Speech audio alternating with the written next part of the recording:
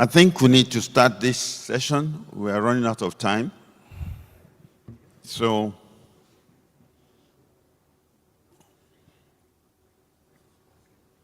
this high-level panel discussion is looking at Merck Foundation and Partners' 13 years journey of patient care, landscape transformation, and healthcare capacity building in Africa and beyond. Please, the delegates have been asked to urge all of you all to come in front. Kindly move forward, the delegates. Kindly come forward a little, the delegates. Please, kindly come forward a little, the delegates. We want you to come forward. We don't want you to be sparsely seated. So please, the delegates, kindly come forward. So it is my honor and privilege to call on Honorable Dr. Louise Mapei Poto, a former alumnus of Merck Foundation, also now Minister of Health and Social Welfare in Liberia. He's an obstetric and gynecologist by profession. I'd like you to talk to Rasha about your experience with Merck Foundation and how you have been able to create some impact in this with your training in Liberia. Can you please help give him a round of applause? Word of applause. Thank you very much, Prof. Good afternoon to all. It's an opportunity for me to sit with my professor from Dr. VP, and he's one of those who taught me the art of infertility. Thank you. It's an honor to be here sharing the same stage with you. My experience at Merck Foundation as an alumna was a very fruitful one. I want to say that I was amongst the first to be trained in my country as an infertility specialist, and that was done at Indira in India. And the training helped me a lot. And also now being the Minister of Health, it has now cascaded to the entire country. Because Liberia, when you are looking at the reproductive landscape or the fertility landscape, you have to look at it holistically. You have to take into consideration the cultural aspect. You look at the multi-sectoral approach, also the infrastructure, the health system, as well as the socio-economic impact. So being a Merck alumna helped me a lot because I learned all of those from the professors that trained me. So now what we are doing with strengthening the health system in Liberia as it relates to infertility, we have counties. In each of those counties, we have trained doctors how to identify infertile patients and be able to treat them. Although we do not have the advanced infertility treatment, but we're also asking them to look at ovulation, timing coitus. So those are some of the, and then we currently developing a policy document that will help us to be able to have an impact that if you're telling a doctor, do this and do that, that will be based upon policy. Thank you very much. That is a very, very important exposure to what I will describe as the overall impact of Merck Foundation in the human and infrastructural development in reproductive care and other health services in Africa. She's mentioned the example of infertility. And I have to let you know that just last month, we had the World Fertility Congress in Japan. And the focus of this presentation was on the declining global fertility rate. That is, fertility rate is declining globally. And for Africa, we used to think that we have large population and fertility is not a problem. And as a result of this, funding agencies will not support any fund towards infertility practice. Today, the dynamics have changed because we now realize that fertility is declining. And I was happy and proud to show that in Africa, in 1984, you can count on one hand the number of IVF centers in Africa. There are probably about 4. Nigeria had 1, Egypt, South Africa, and another country. But now, as of today, virtually all over Africa, IVF clinics are now well set up. And I was telling Dr. Rasha this morning that Merck Foundation has made a critical factor in such development. And to also collaborate with that is the training infrastructure they have done with some willing countries. And you could see the minister was referring to some of the people that trained her. On that note, I will now call on Dr. Shiprad Banaville, professor in Tata University Institute in India, who has been one of the academic directors and professors collaborating with Merck Foundation in training of this manpower. Please give us your experience about the fact you've done so far. Yeah, thank you, sir. Like you told about fertility, the same holds true for oncology also. And you know, when we did our training, we used to be taught that oncology, cancer is a disease of the developed world, and it's nothing to do with the developing countries. You know, there's not much cancer there. But as the WHO has already declared, by 2050, nearly 27 million new cancer cases will be diagnosed every year across the world. But most importantly, 70% of these would be in low and middle income countries. So, you know, unless we are ready to face this epidemic, we'll be in a lot of trouble. So I think that's very important that we start taking steps now.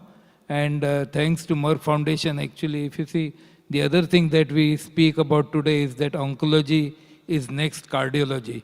That means just like cardiology cases are so common, oncology cases also are increasing across the world. And there were many countries, especially in low and middle income countries, where there was not much trained manpower available to take care of oncology patients. And thanks to Merck Foundation, actually, we have been working with the African countries for the last many years now. And along with the Merck Foundation, we also have an Indo-African Forum Summit, which is supported by the government of India. So through that, we have been training basically a lot of people from different African countries, and that has helped. So many of the first oncologists in many of these countries were the doctors who were trained in Tata Memorial Hospital or through the Merck Foundation in other centers. So it's very, very important work with the Merck Foundation has been doing. And we always tell them that, you know, instead of sending just these clinicians, if you really want to develop the whole oncology program, you have to start from, you know, the basic pathologists, interventional radiologists, surgeons, basically medical oncologists, radiation oncologists. So unless you develop a team, because, you know, oncology is not a one-person job. It's a team effort.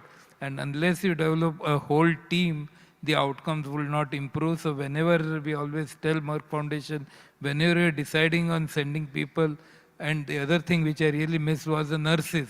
So along with the doctors, nurses are also important. So develop or train as a team, and that's what they've been doing over the years. So now that they are training in a team effort, actually many of these centers in different part of Africa have benefited with the training that they've got, and many of them are really doing some good work there. And we always meet all of our old friends in this annual meeting and like to know what they're doing, and many of them are really doing very well in their individual countries. So, and that will ultimately help to improve the outcome of cancer patients in their respective countries. Thank you very much, Professor. Thanks for that information. In fact, one would imagine that oncology as a field is just a narrow field. But you could see the level of diversity and specialties in oncology. My experience in Mumbai showed that.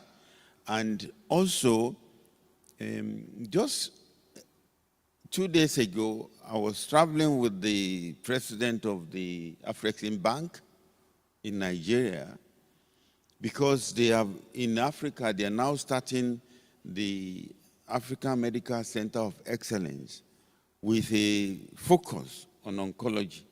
And in trying to recruit the manpower, I realized they have to recruit, intervention radiologists, surgical oncology, there are so many.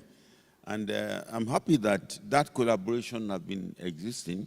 And I believe that we should do what we call the South-South collaboration between Africa and Asia. And I'm happy that Merck Foundation is actually spearheading this process. They are spearheading it, and we should continue it in different areas. Infertility, as well as in oncology, and other non-communicable diseases needs that type of collaboration. And that leads me to the next speaker, that is Dr. Edim Hiaji, who also has been a collaborator with Merck Foundation for some time. Dr. Edim, I would like you to speak about how the experience of the evolution of the African fertility impact and specialties with the help of this foundation. Thank you, Prof. Ashiru. It's always a joy to be in any of the events of Merck Foundation, because over the years I've seen how it's evolved to develop capacity on the continent and in Asia as well. My first interaction with Merck Foundation was, I think, their second luminary in Nairobi many years ago. I was contacted by a rep that they wanted me to represent Ghana in that conference. Little did I know that it was going to end up like this, because you were normally taking the opportunity to get some knowledge from these conferences, but it turned out to be more than that. Just before that conference, there was the European Society for Human Reproduction and Embryology Conference, the ESRE, in Portugal. I didn't go that year, but that was where a few foundation members of the African Fertility Society met and decided that it was about time the continent also have a society of fertility specialists in order that they could collaborate and start getting data for the continent, because until then, we all move from the continent and go to Europe, or move from the continent and go to America, and nothing was happening within the continent itself. So Prof. Ashiru had sent a mail to me about my joining the African Fertility Society. So we happened to meet at this conference in Nairobi. And I told him, well, Ghana didn't even have a fertility society then. And so if you wanted the African Federation, then it means we have to start the individual country societies. So that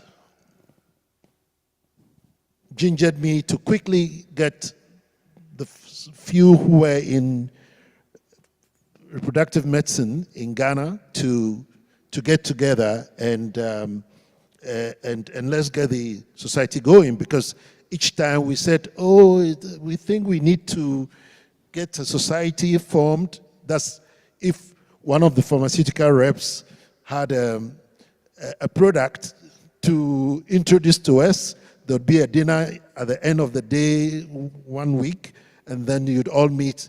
But it was just procrastination and nothing was happening. But with him and Professor Lalobo, we're able to quickly start something going. Okay, once you set up a fertility society within your country, the people start getting together and like-minded people start bringing ideas that you can develop, and then there is a common factor, which is the people in a particular field coming together to provide something, some form of service. You get a recognition by your country, and then you can get things done better. But to fast forward, once that society was formed, we were able to work with the IFFS, and by our third year, we were already having a workshop and started developing curriculum for training reproductive endocrinologists in Ghana. With that, the National Accreditation Board approved, and the first set of reproductive endocrinologists after a 3-year program were inducted last year into the qualified from the specialty program. And once we saw that was possible, again with the IFFS support, we developed the fertility nurse training program. This was even presented in Tunis last year at the first African Federation of Fertility Societies and the International Federation of Fertility Societies Conference at the auspices of the Tunisian Obstetrics and Gynae Society meeting. And they are in training now. But what Merck Foundation has been able to do is to empower countries to get together, start training individuals, and it's for the countries to also come together and start developing manpower locally. But they've continued to support and to train more people. And so within a shorter period, what a country would have decided, because I couldn't see Ghana on its own deciding that, okay, we want to develop this side, and then put things in place and be able to send people out for training with the speed with which Merck Foundation has done that. And I think that we owe them a lot as a continent, because they've come in and they've managed to spread specialties across the country, you know, at such an amazing speed. This is one pharmaceutical company that has decided to give back to society what they've made over the period. I can imagine the cost of each luminary is huge, and to find them so dedicated to it and doing it year over year, I think they deserve a round of applause from all of us here.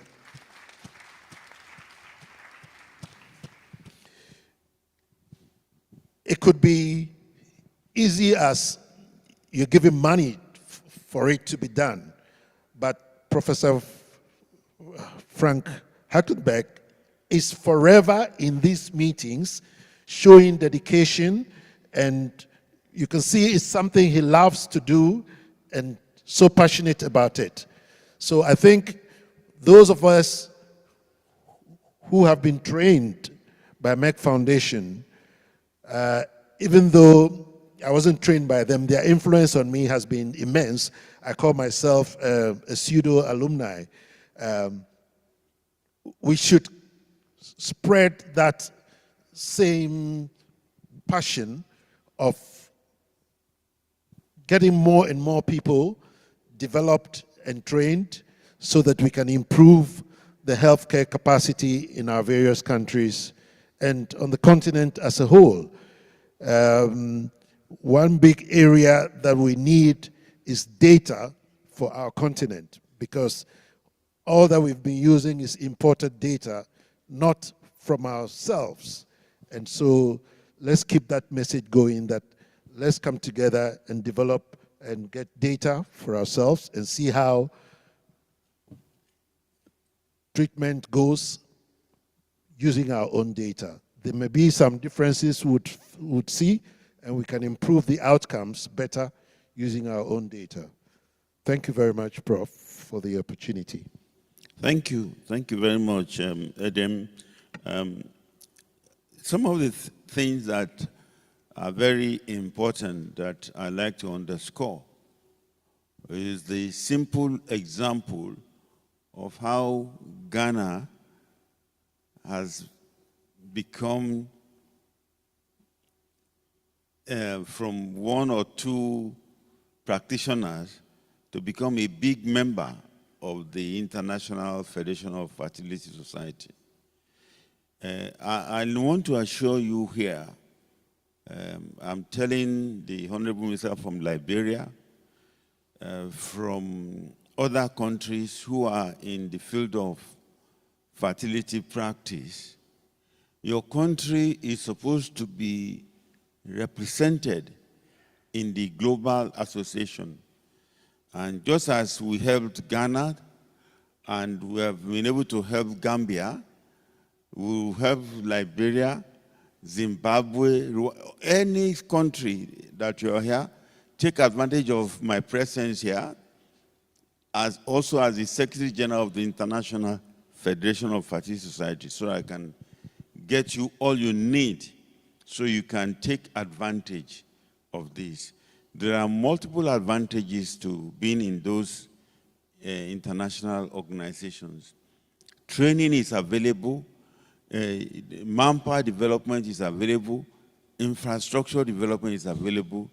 We can visit your site and see what you're doing and help to grow it. You can participate in workshops and so on and so forth. And of course, he has also underscored the unparalleled support given by Merck Foundation, especially the founder himself, Professor Frank Stangenberg-Haverkamp.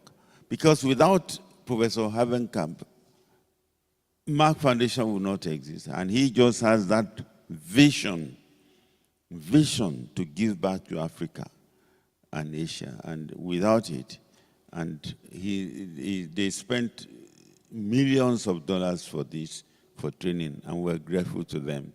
And maybe we can give them one more round of applause for what they've done. And one of the areas that they have used, because when Merck Foundation started this idea of training Africans, Rasha and the chairman, they pulled on our ideas. That was Professor Jolie Simpson and myself. What is the best way to train Africans? And the idea we said is that if you send Africans to London, to New York, to California to train, coming back to Ghana, to Nigeria, or to Zimbabwe, it's going to be, because the training center may want to retain them. If they don't want to retain them, the person that has been sent for training may do what we call in Nigeria, Japa syndrome, may decide to stay. So we said, let us use countries that there will be not such great incentive to stay. And we chose India and Indonesia for a start. So I will now call on Dr. Trustees Adiga, who has been one of the pioneers in clinical embryology training in Asia. What makes your training program uniquely effective in preparing African embryologists for real-world challenges in ART centers? Thank you. Yeah, thank you, Professor Ashiru, for the opportunity. Yes, as we all know that the clinical embryologists and fertility clinicians are two major strong pillars of any fertility program, and they both are equally important for the success of the program. And when it comes to embryology is a rapidly evolving specialty. We have been seeing a great increase in the number of embryology training centers. When I started my profession, there are 3 or 4 embryologists in India. Now we have more than 5,000 IVF centers in the country. They are growing rapidly. And what I want to tell you is that embryology is different because it is a skill-based program, and training should be acquiring skill and competency to establish the program. And we joined hands with Merck Foundation in 2018 as their global embryology training partners, and I'm happy to tell you that we have trained so far 200 embryologists to work in African countries. It's a big number, and we are proud of it. And as I stated earlier, the embryology training is should be very unique, and our program offers about 400 hours of practical training. So we believe in more of practical training, and about 400 hours of practical training. And just the observational or informal training is not a good way of training embryologists. And it's also important that the embryologist should have adequate fundamental science, biology of gametes and embryos, apart from getting technical skill, because that is very important in decision making as well as in troubleshooting, because since success is not 100% in IVF, the problem can come at any point in the embryology lab, And if the embryologist does not have adequate knowledge, the fundamental knowledge, then probably he or she will not be able to troubleshoot the program. So these are the things which are taken into consideration, and we have planned the program in such a way that the trainees experience the fundamental science, the practical skill, and also in the clinical exposure, which is very important for them to make what is the right decision, and also in troubleshooting in clinical aspects of embryology. So with this kind of integrated training program, students are, the trainers are doing great, and they have established good program back in their countries, and we are happy about that. And once again, thanks to Merck Foundation for giving us the opportunity to take up this challenging task. Thank you. Thank you very much. Thank you very much. It's important to say that many of the people that have been trained by Dr. Adiga's centers, they are leading embryologists in their various centers in Africa. And I also want to say that the WHO now can see that when it comes to assisted reproductive technology, the map of Africa is now showing properly. Not just like a single one or two dots, but with multiple dots of centers that have assisted reproductive technology. And we need to continue to expand. And also, as Dr. Edem Hiaji said, we need to have a network reporting system. We need to collaborate and also help to each other to grow. Now, I will call on Dr. Vipin Chandra, who is the Chief Clinical and Laboratory Operations in Indian IVF, to tell us about the value they've added in terms of IVF laboratory operations. Thank you, Professor. Thank you, Merck Foundation, for obliging me and being a part of this audacious gathering. Thank you, Dr. Lewis, for taking my name as a teacher, but that's a part of my job.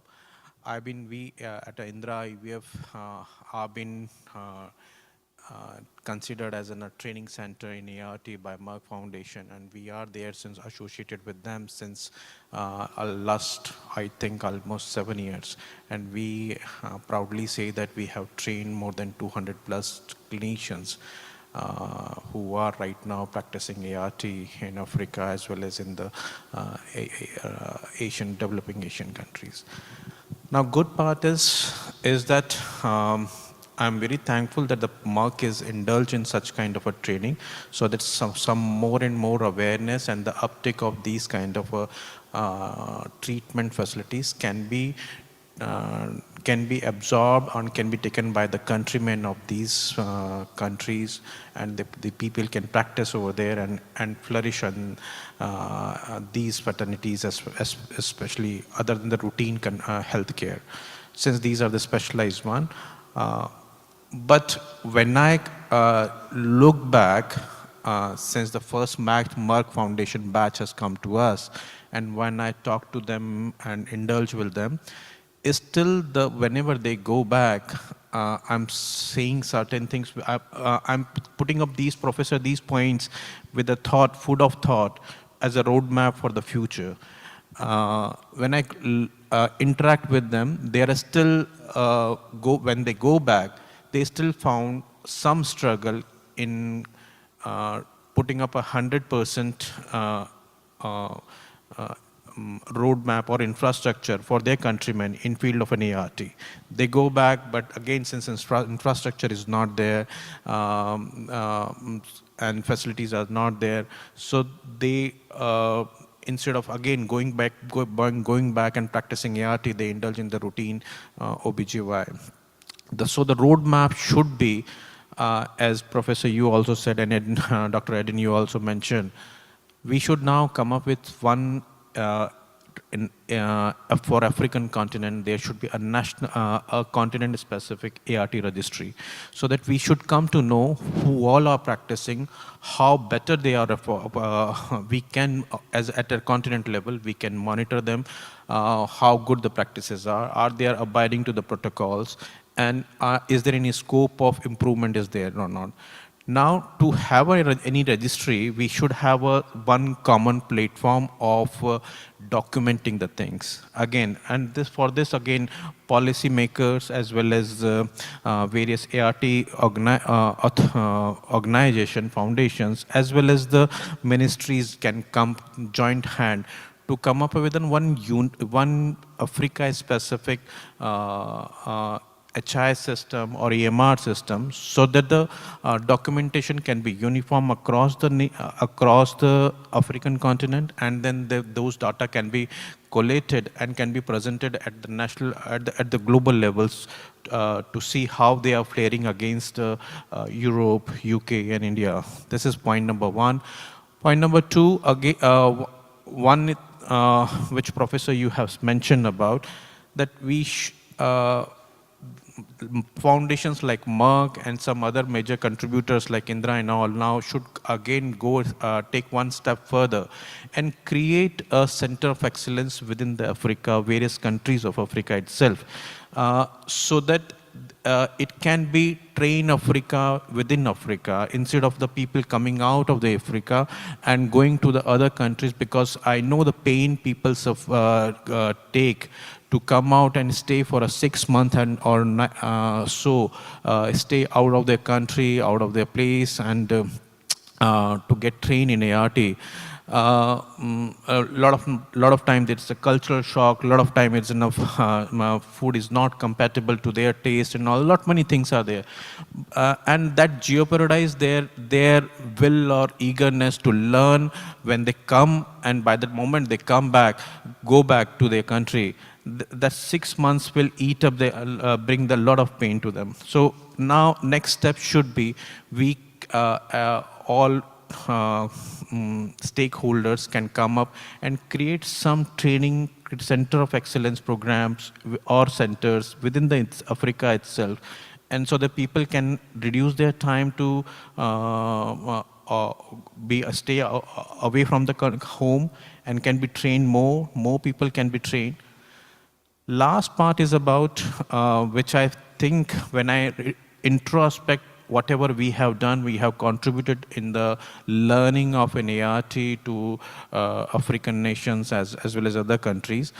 I still feel like there is still there is a on the head count size, still people are less. Why can't we go one level below and start training the nurses also, like a fertility nurses can create a program for nurses who are trained in fertility, and they will be like will be handful for those clinicians also who will go back and want to practice ART. They can go back. These nurses can do the follicular monitoring for them. They can do the hormonal assessment for them. They can do the endometrial assessment, can give them injections and all. And so that the major work has been already been done. Like in Europe and Australia, majority of the work is only the planning is done by the doctor, but rest of the things are done by the nursing. And we can create or we can train the nursing in abundance. And this will increase the uptake of ART like anything. These are the 3 points which I introspect from my past experience with my students at Indra. Thank you very much. Thank you very much, Dr. Chandra. I should let you know that in Nigeria, our own center have been training nurses, embryologists, and reproductive endocrinologists for almost 10 years now. And some of the doctors have ended up to start their own clinics, and some of the nurses and embryologists have even been be pushed to go and work in UK And we now have an institute for assisted reproductive technology in Lagos, in collaboration with the University of Lagos, where we now give masters in clinical embryology and in reproductive endocrinology. And there are also others coming up in other parts of Lagos. And for nurses training, IFFS, that is the International Federation of Fertility Society, has developed a program to train nurses, one in Ghana, and I think they were recently certified, and also in Nigeria. So we are doing such rapid human capital development programs in Africa. Lastly, let me call on Dr. Mohamed Jalil to give us his viewpoint. Dr. Jalil is a senior consultant, head of obstetrics and gynecology, Indira Gandhi Memorial Hospital, and president of the Society of Obstetrics and Gynecology in the Maldives. Thank you very much. It's a privilege for us to be able to join the Merck Foundation edition this time. This is our first time, and I have here with me my colleague, Dr. Shibana, as well. So in terms of support from Merck Foundation, we've really been enlightened because we've just, our IVF services in the Maldives has just been about 2 years. So it only first started with a private hospital, and us with the government hospital, we just started this year, and we've just had the first batches of positive pregnancies, so we're just waiting for them to do well in pregnancy. So picking up from some of the feedbacks from the panel, I also think a model where our experts can stay home and do some training and maybe do part training in India or any other part of the world might be a very good formula for us. At the moment, we have one of our obstetricians now being trained by the Merck Foundation, and we also have one of our lab technicians being trained with Dr. Satish as well. So we're seeing a lot of promising future with our collaboration with Merck Foundation, and our commitment by our First Lady, by her presence today, substantiates that we have a very promising future. So I think we are at a lot of advantage because we probably would not be making the mistakes that the foundation started with initial training, and we'll probably be having more polished processes of getting the trainings done. So we are very thankful to that. We've had a small decline in fertility from 23 to 24 to 25. So there's a desperate need. And then touching on the oncofertility as well, these are areas that we really need to look into. And because we don't have fertility centers in the past, we've also been, a lot of economic drain has happening. A lot of our patients go abroad for their treatments, losing a potential time away from homes and families. So bringing services close to home and our families has been really very instrumental.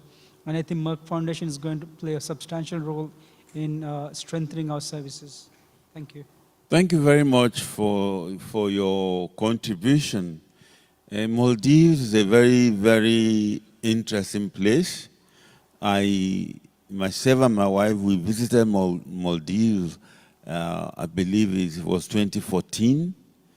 And if you invite me, I will come in a second. So, but Maldives, Liberia, I give you the task that within the next 1 year or 6 months, I want you to be not just there, I want you to be at the international level. And I will do it. So just contact me, you have my contact. Now, number 2 is that don't think that because you are just 1 or 2 in your country, that is a small figure. We all started like that. When we joined IFFS as a country, Nigeria, it was just myself and Professor Giwa Asage, 2 of us, that were just practicing IVF. And we met Bob Edwards and we were admitted. And we were there, and then slowly but surely we grew the society quickly. And now the number of IVF clinics in Nigeria today is 190. And you could see that there is always a multiplier effect. Like some of the things the first ladies were saying, when you grow together, you go high. So let us move together and we'll take you high.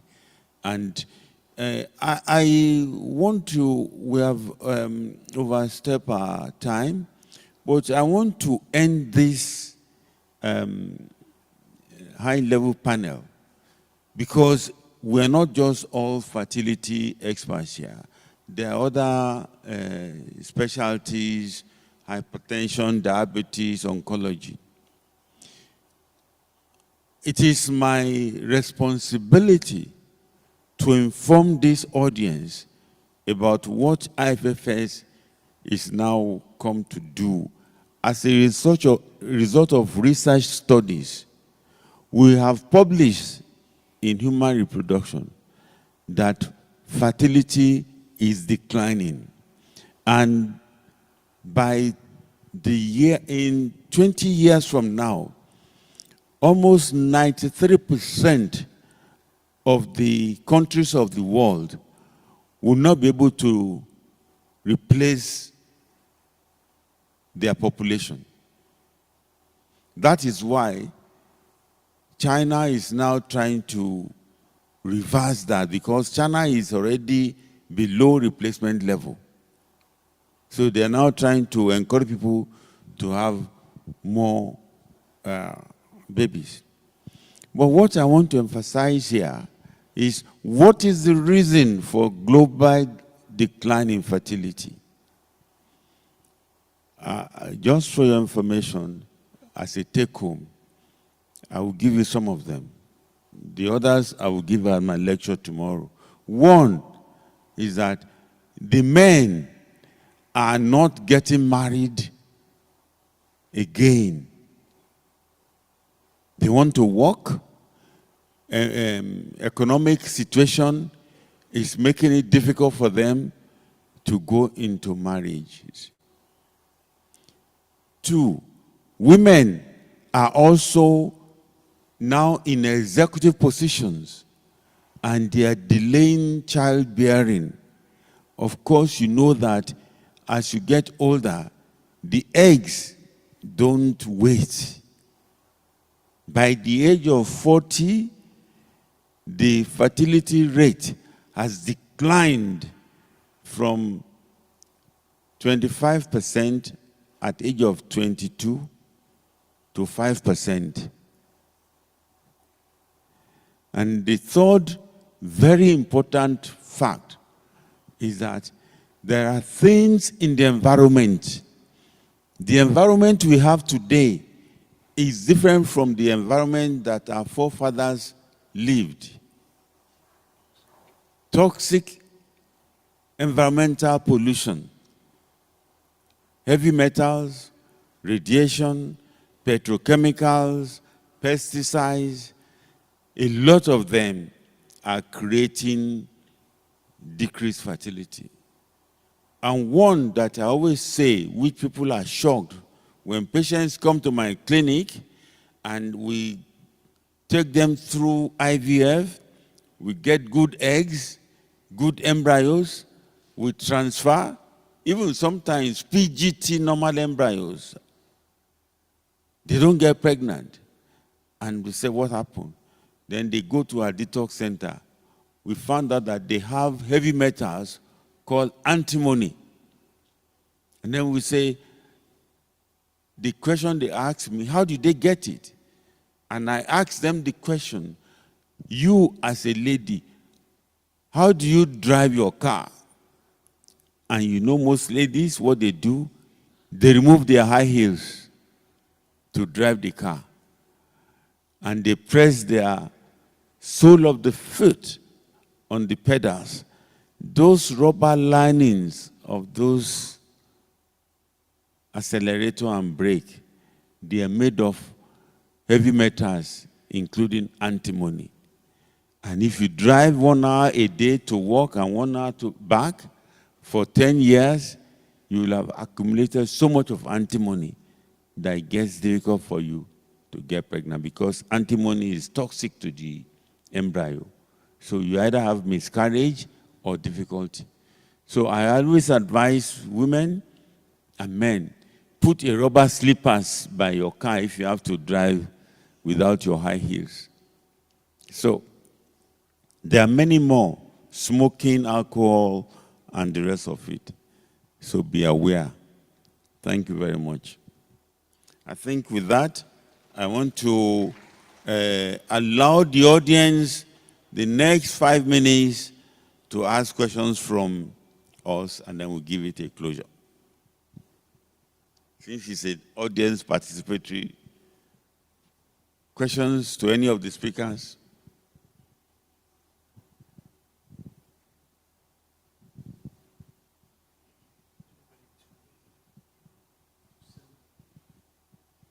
Mr. MC, can you get somebody to pass on the...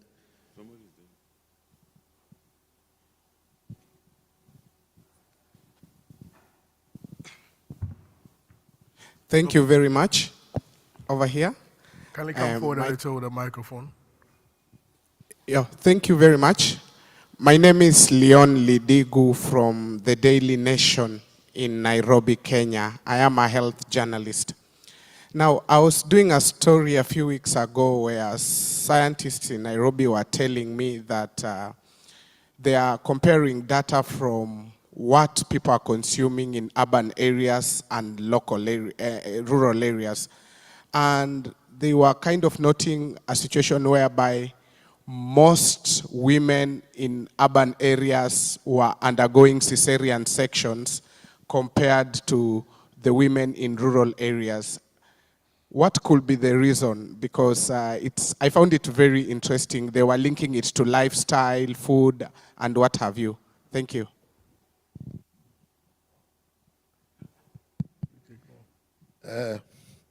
It's very interesting. Yeah, yesterday I was in a presentation in Abu Dhabi. It was to the obstetricians and gynecologists in Abu Dhabi, and the topic was the rising cesarean section rates, being presented by Professor Human Fatemi. And he asked, what do you think the cesarean section rate is? Do you know the cesarean section rate in Kenya? No. Okay. And it was interesting because the cesarean section rate is as high as the insurance coverage. How does that work? Yes. It appears one of the factors that has increased the cesarean section rate is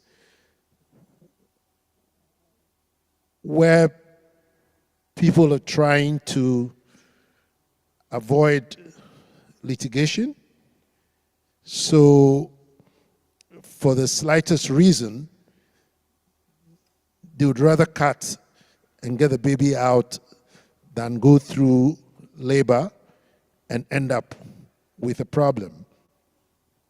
Now, if you look at what has happened in a place like the United Kingdom, they have the national health system, which takes care of the people, and therefore they are very particular about what they pay for. So before you decide to operate somebody, you must have the justifications. There must be clear-cut reasons why you would operate somebody. You don't just say fetal distress because you've seen something on the CTG which doesn't look fine. You have to confirm by doing your fetal blood sampling that it is actually a distress. Because before CTGs, when you saw meconium, that meant there was fetal distress, and you deliver the baby and they'll be shouting at you. Whilst without the CTG, no meconium, you deliver a woman who you thought everything was going fine, and the baby was zonked, I mean, very distressed. So, one of the things that happens is where people have the opportunity to deliver quickly and not be saddled with going through a long labor, they do that. And then in areas too where, for the reasons of financial gain, they will rather operate than sit by a woman and take them through a long labor and have a normal delivery. Those are some of the factors that affect the rising rates of cesarean sections. So in the US, for instance, where litigation is very, very common, you find the cesarean section rate there is very high. In Kenya, I wouldn't know, but I believe some of this would apply there as well, some of the examples that I've given. So, Mr. Journalist, I'm not sure, but I'm sure some of the people on the panel will have other reasons to give you. Prof? Well, I think it's very straightforward. If you are in the rural area, you know your colleagues who have delivered. They went to the health center and they delivered there. They went through labor and they were delivered successfully by the attendant, birth attendant, and so on. That is the norm. If you are in the urban area, you've had stories of somebody who had didn't have to go to term. They give epidural. She's watching television, and the baby came out. So the truth is that in the urban area, there is more information, and there is also the use of advanced techniques. Like if you went through IVF, that is high-risk pregnancy. So you want to be sure you don't go through labor because the woman is already in her late 30s or advanced maternal age. You don't want labor. You just go through cesarean section. And as he said, in the United States of America, people elect to, I want to have the baby on this day, on my birthday. So it's a choice. So it is something that comes with more information. And not only more information, when there is expertise in that center that can give you a simple anesthesia that is no longer complicated, and simple C-section with different, with bikini marks that you don't even see. So people opt for that than going through labor. In fact, it is like somebody now saying that if I want to have a baby, I would rather go through surrogacy than go through the pain of 9 months labor. It's reached that in some areas. So I think it's something that evolves with technological evolution in that country. I think we run out of time. So I want to congratulate the panelists for being so forthcoming and giving informative experience. And I thank you for being so helpful to Merck Foundation over the years. and we look forward to continued cooperation in this area. And thank the audience for listening and participating. Thank you very much.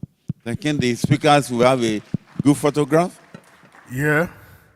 So we take a group photograph, and afterwards, we will be listening to the testimonies from some of the Merck Foundation alumni. So please take notes. That will be our last segment for today. So after the group photograph, we take the testimonies.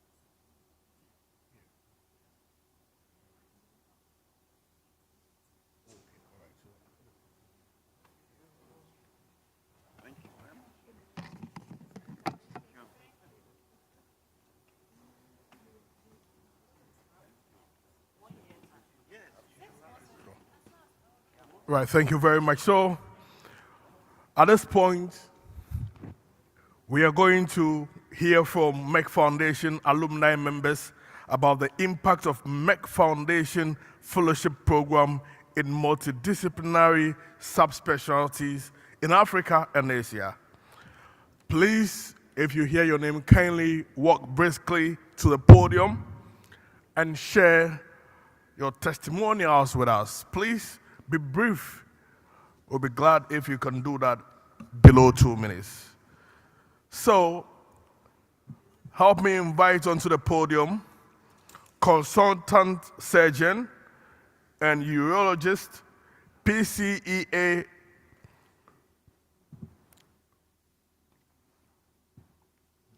Tugoria Hospital Merck Foundation alumni from Kenya, Dr. Elijah Chege. Round of applause for him. Doc.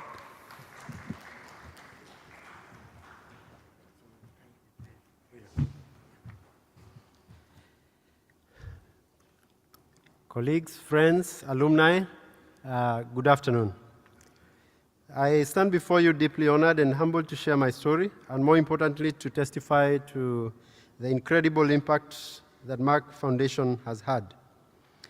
I thank you for believing in people like me and for investing in the transformation of lives, families, and nations. My name is Dr. Elijah Maura Chege. In 2023, I became the first formally trained urologist in Tharaka Nithi County, Kenya, a milestone made possible through the support of the Merck Foundation and the University of Edinburgh, where I earned my Master of Surgery in Urology.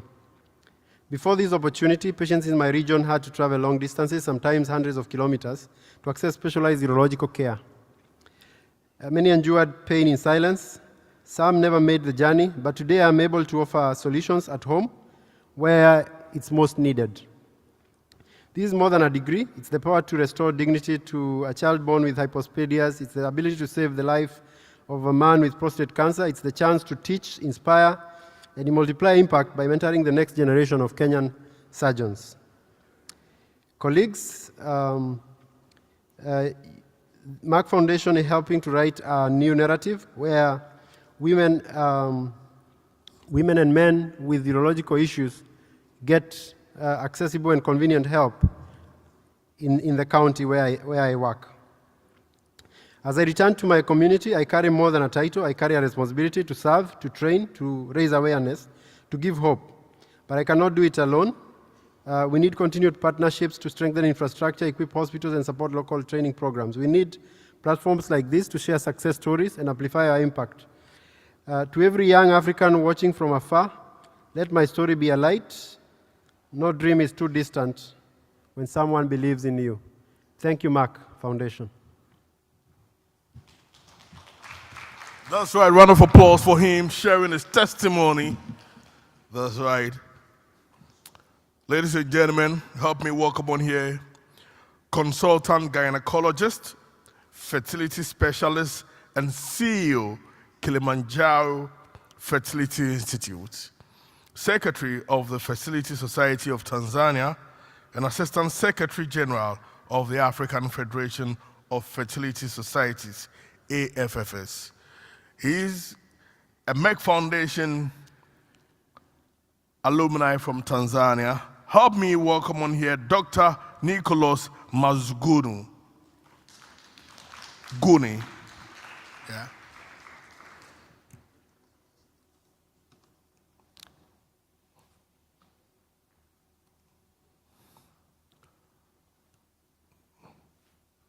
Over to you, Doc. Good afternoon, ladies and gentlemen. My name is Nicholas, just like I've been introduced. Tanzanian. I was very much privileged to be one of the first Merck alumni to be trained in clinical embryology back in 2016. I must say, immediately after my training, my main focus or objectives were purely to see how best I can disseminate the knowledge and skills that I had achieved from India. And the first thing was to just get involved with the media as well, just to raise awareness about infertility. And I could see that the impact was really, really massive. We engaged ourselves with the British Broadcasting Corporation, the BBC, in terms of raising awareness from time to time. And the other thing was just to build advocacy with the Ministry of Health, just to get the point known to the Ministry of Health that infertility is a problem.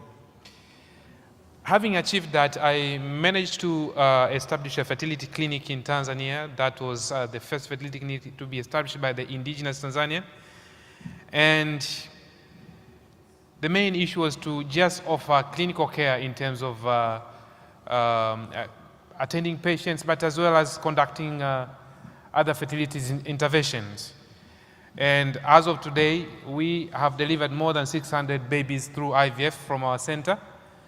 And that has not ended there. We have been involved in terms of mentorship to other clinicians from various parts of our country. And the mentorship has really gone far to an extent that we have managed to collaborate with the government and being able to establish the first public IVF in Tanzania. Some of the witnesses are here. Dr. Heather is here, who has been a part of our mentorship program, and now she's a part of the Muhimbili National Hospital conducting the first public IVF in Tanzania. Our stories have not ended there. We have decided to embark on this audacious, ambitious project in terms of establishing the first regional training center for fertility training in Tanzania. And the plans are underway, and we look forward to conduct more trainings to equip clinicians and other healthcare workers who we believe that they will benefit from the training programs that we intend to have. Thank you so much.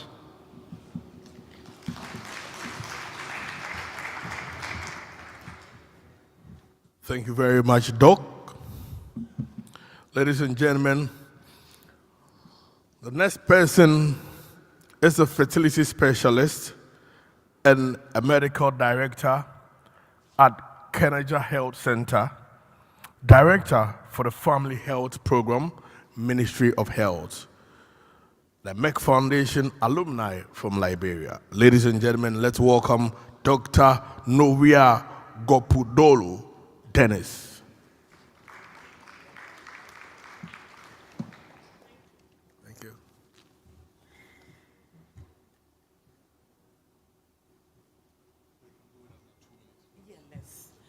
So I'll be very, all protocol observed, I'll be very quick. Again, thanks to the Merck Foundation, and let me recognize my own Minister of Health, who actually introduced me to Merck Foundation back then when we were practicing OBGYNs and teaching. She was the first, And then she encouraged me and said, Dr. Dennis, you need to take advantage of this training. And at that time, I was heavily pregnant, so I couldn't go. So she went ahead, and then after, I followed her. But I'm extremely grateful for the training that I received from Merck Foundation.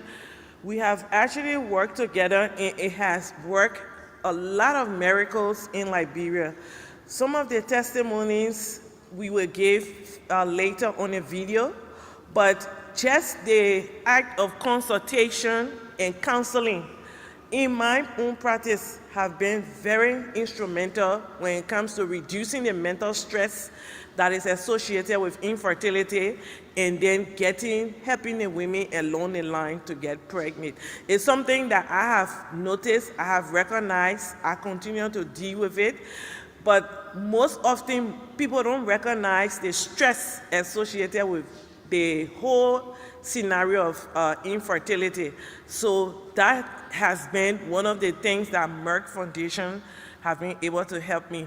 And I would also like to close by saying, just recently last week, we were able to partner with a radio station, one of the top 2 radio stations in Liberia, to create awareness on infertility, sexual reproductive health, and just breaking the stigma and breaking the silence associated with discussing sexual and reproductive health issues. And in a 1 week time since the launch of that program, I think the last I checked is almost 7,000 viewers. Okay, so this is something that we also want to continue to provide information, and it has been really impactful in terms of my own capacity building and helping the media, training media practitioners on how to talk and discuss, infertility issues in Liberia. Thank you, and am I on 2 minutes? Okay, thank you. Thank you very much, Doc. You've done well and continue to impact lives. At this point, I would like to invite specialist obstetrician gynecologist at the United Bulawayo Hospital, a Merck Foundation alumni from Zimbabwe. Ladies and gentlemen, Dr. Harrison Rambanapasi.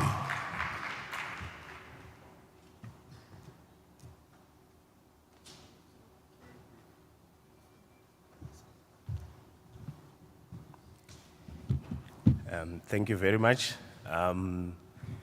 They say gratitude is not only the greatest of all virtues, but it is actually the parent of them all. Like he said, I'm Dr. Harrison Rambanapasi. I come from Zimbabwe, Bulawayo, which is the second largest city of Zimbabwe. I stand before you to express my gratitude to the Merck Foundation and also to our First Lady for the opportunity that they gave me to become a better clinician. My journey with the Merck Foundation began in 2019. That is when I got the opportunity to go to India to train in assisted reproduction technology. So it was a 3-month course, that exposed me to the best there is in fertility evaluation and treatment. Then in 2020, the Merck Foundation did it again. They funded my postgraduate diploma in sexual and reproductive medicine, which I completed in 2021. These courses have been helpful for me, not only as an individual, but also for the organizations that I work for, and also for the communities that I serve. Over the years, the Merck Foundation has also continued to fund these conferences, to fund our attendances to these conferences.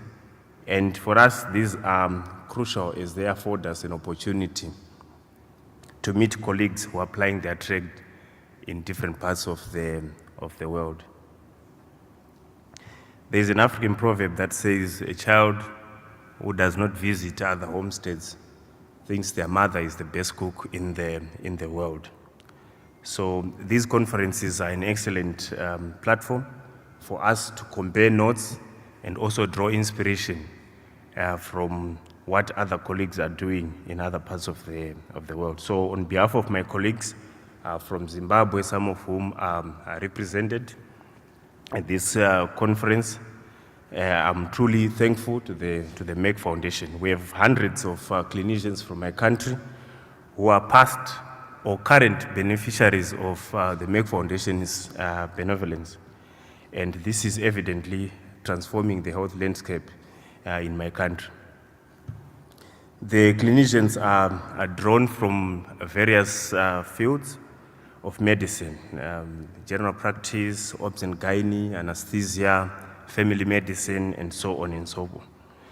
So let me also just conclude by saying that this would not have been possible if it were not for the excellent relationship that exists between the Merck Foundation and also the office of our First Lady, Dr. A. Mnangagwa. So I would like also to appreciate her and thank her for her efforts, not only for us in the Ministry of Health, but for all the sectors across the board in our country. I thank you.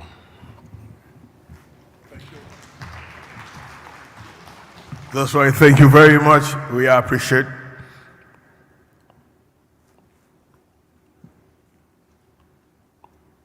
We have consultant psychiatrist at the Chainama Hills Hospital, National Mental Health Coordinator, a Merck Foundation alumni from Zambia. Ladies and gentlemen, Dr. Francisca Chitenge Biwaya.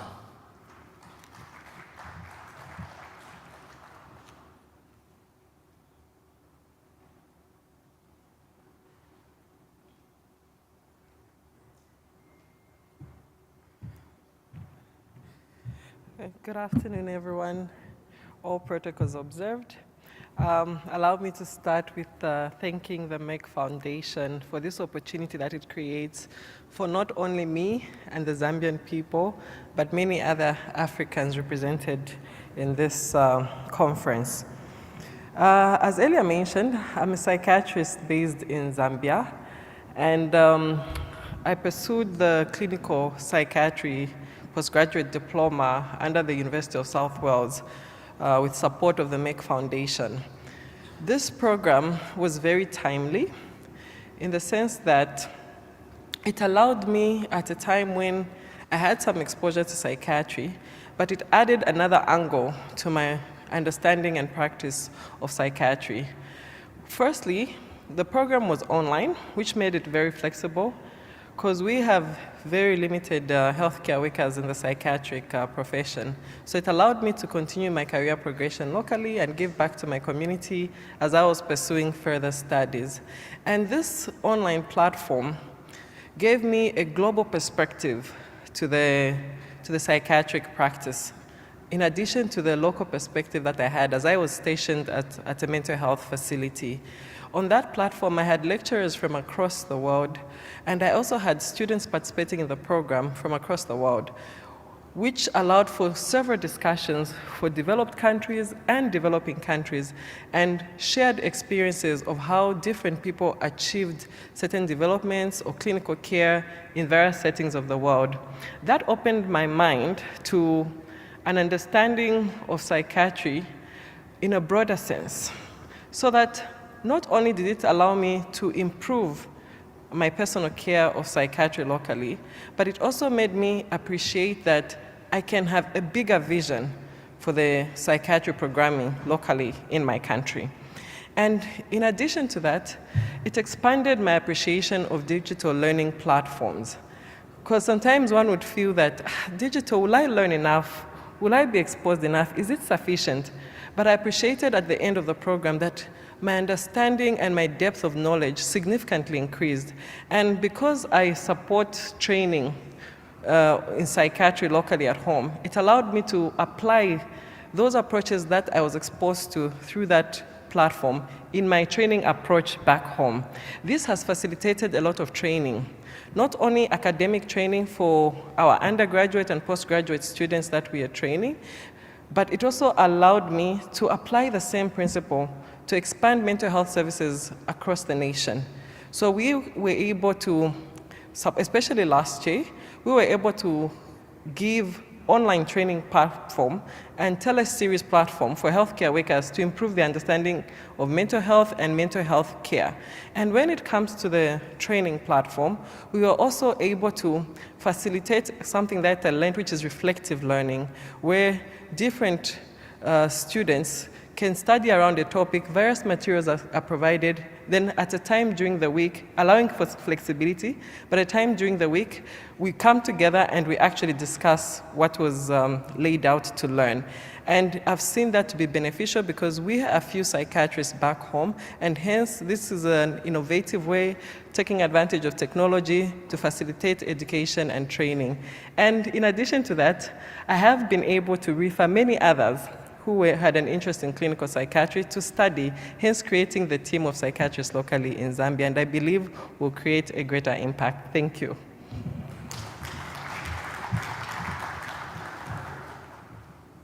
Inspiring and, of course, interesting stories being shared by these Merck Foundation alumni.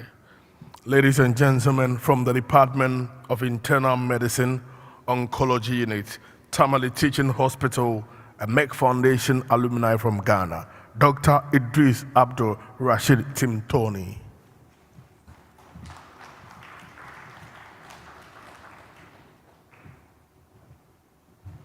Hello, everyone.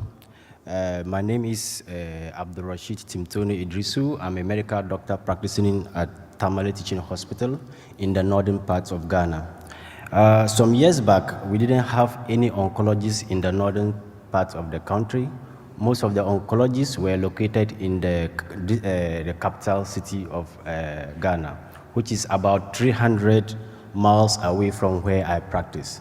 So I reached out to Merck Foundation somewhere 2018, and they sponsored me to do my training in medical oncology at the National Cancer Institute, Cairo University in Egypt. I completed in 2022 and went back to my community, and I've been able to establish oncology clinic at the Tamale Teaching Hospital, providing consultation services, chemotherapy services, and then screening services as well. I also came out with a program which I called breast cancer capacity building, because I realized that most of the cases that come to me come in advanced stages of the disease. So we need to put out measures to reduce late presentation. So I go around the peripheral health centers to educate nurses, PAs, on the early signs of cancer development so that they can early pick those diseases and then refer those patients to me.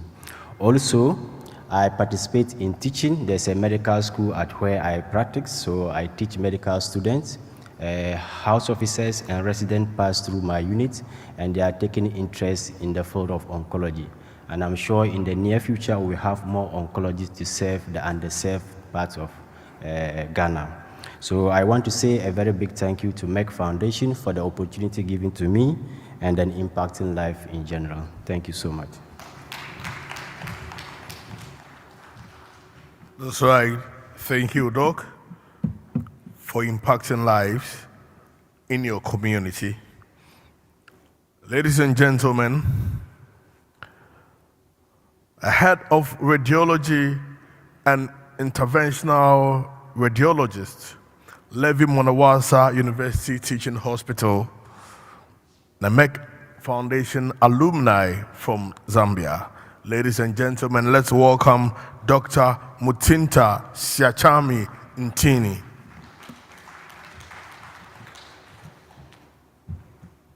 Good afternoon, everyone.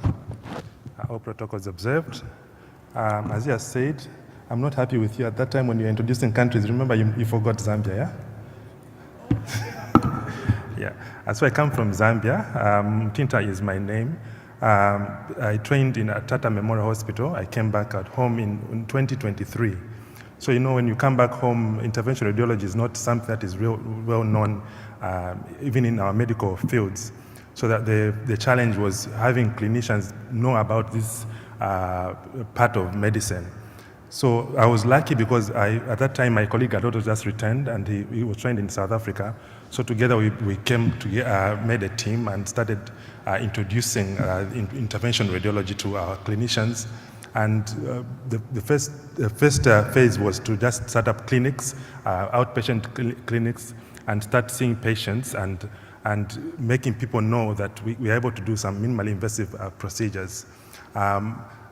Right now, we have established a full-blown clinic, and right from my hospital and even coming from other towns, people are referring patients to us.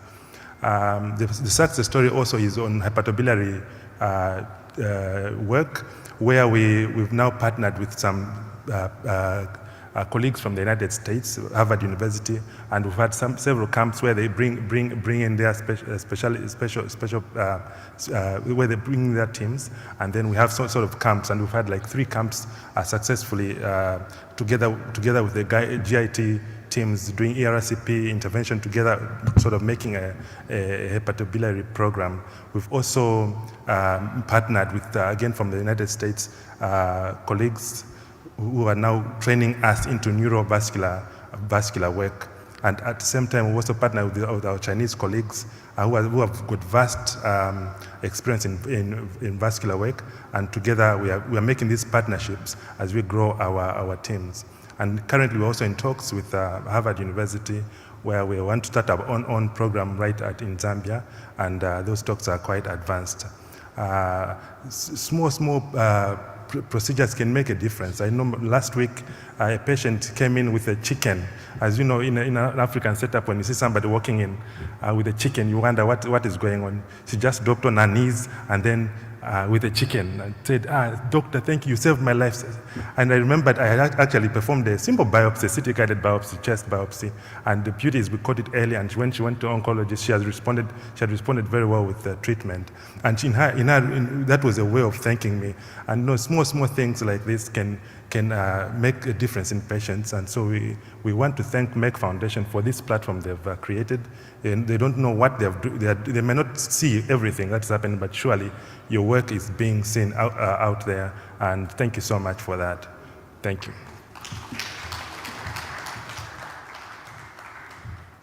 Thank you, Doc. We appreciate you. Zambia in the building. Oh, that's right. So earlier, we didn't get to you. Sorry. Ladies and gentlemen, the next is a consultant and medical oncology fellow, Cancer Treatment Department, Kenyatta National Hospital, Nairobi, Merck Foundation alumni from Kenya. I present to you Dr. Gloria Adhiambo Omondi. Doc? Okay. In their absence, let me call Chief Specialist Surgeon, Head of Surgery Department, Mzuzu Central Hospital, a Merck Foundation alumni from Malawi, Dr. Judith Nkwala.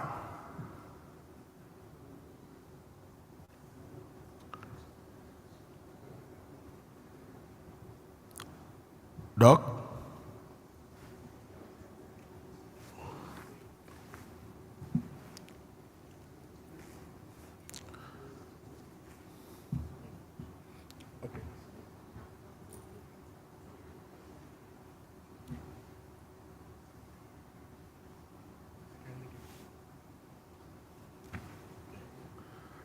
All right, so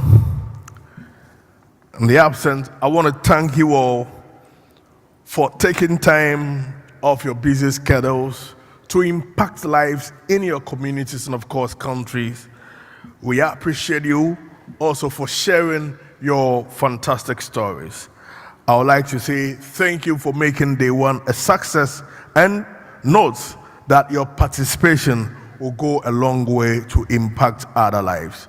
Don't forget that We will be having a dinner in this conference room tonight at 7 p.m. So 7 p.m., we all converging here for dinner. And I think we will use that opportunity to network among ourselves, get in touch with people from other countries so that we get to know ourselves very well.